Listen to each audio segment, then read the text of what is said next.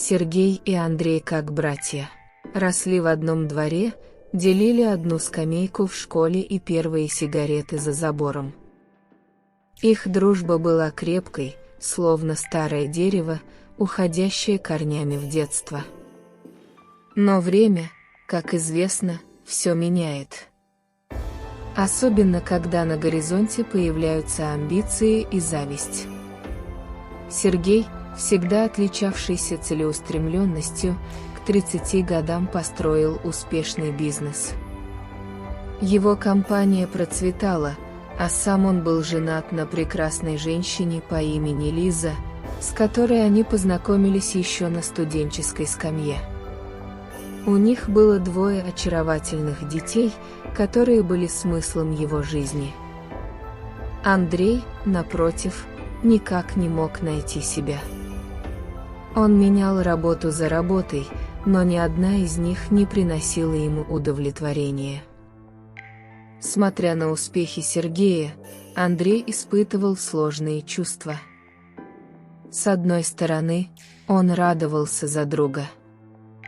С другой стороны, в его душе зарождалась зеленая змея зависти. Однажды, во время дружеской встречи, Сергей, видя, как Андрей мучается в поисках себя, предложил ему работу в своей компании. Андрей, конечно же, согласился. Он видел в этом шанс не только улучшить свое материальное положение, но и стать ближе к успеху Сергея. Однако, вместо того, чтобы ценить такую возможность, Андрей начал плести интриги. Он распространял слухи о нечестных методах работы Сергея, сеял сомнения в его отношениях с женой. Андрей мастерски манипулировал людьми, умело подбирая слова и интонации. Особую опасность представляли его козни в бизнесе. Под видом лояльного сотрудника он подстраивал Сергею различные неприятности, срывал важные сделки, подтасовывал документы. Андрей действовал методично и расчетливо, стремясь подорвать репутацию друга. Параллельно он пытался внести раздор в семью Сергея. Он намекал его жене на возможные измены, сеял сомнения в искренности его чувств. Лиза, изначально доверявшая мужу, постепенно начала замечать странности в поведении мужа и поверила лжи Андрея.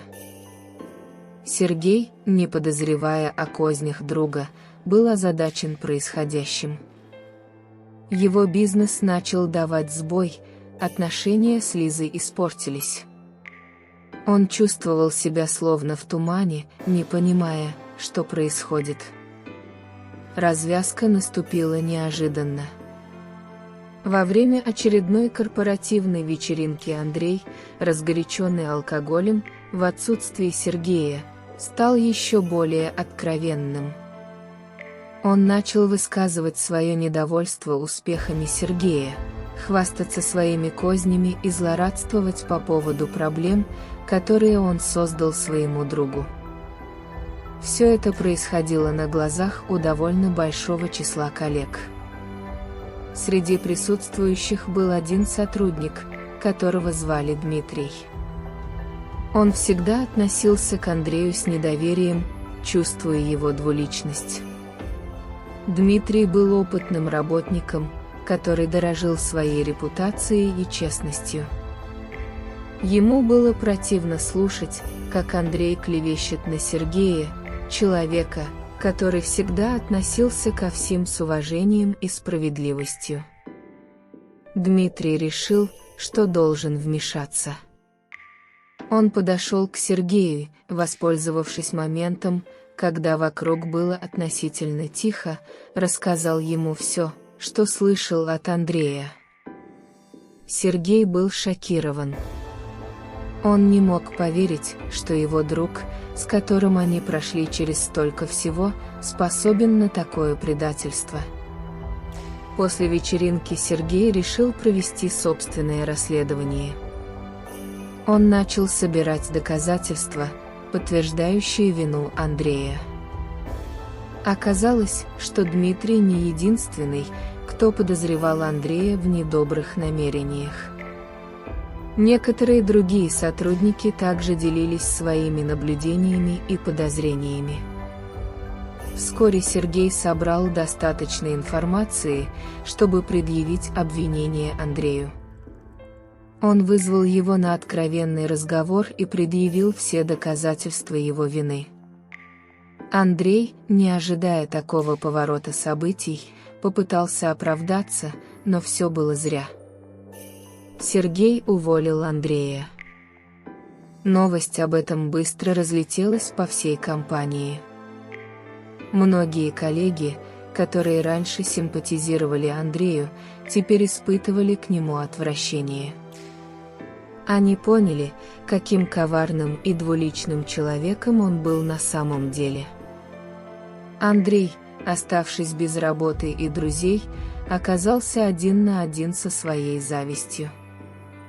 Он понял, что все это время он разрушал не только жизнь Сергея, но и свою собственную. Зависть, как яд, медленно отравляла его душу, превращая его в несчастного человека. Сергей, после пережитого потрясения, смог восстановить свой бизнес и отношения с семьей. Он извлек из этой ситуации ценный урок: не стоит доверять всем без разбора. И самое главное, он понял, что счастье не строится на зависти и кознях, а на честности, доверии и любви.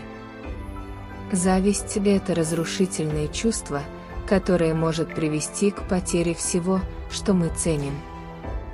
Важно научиться ценить то, что у нас есть, и не сравнивать себя с другими.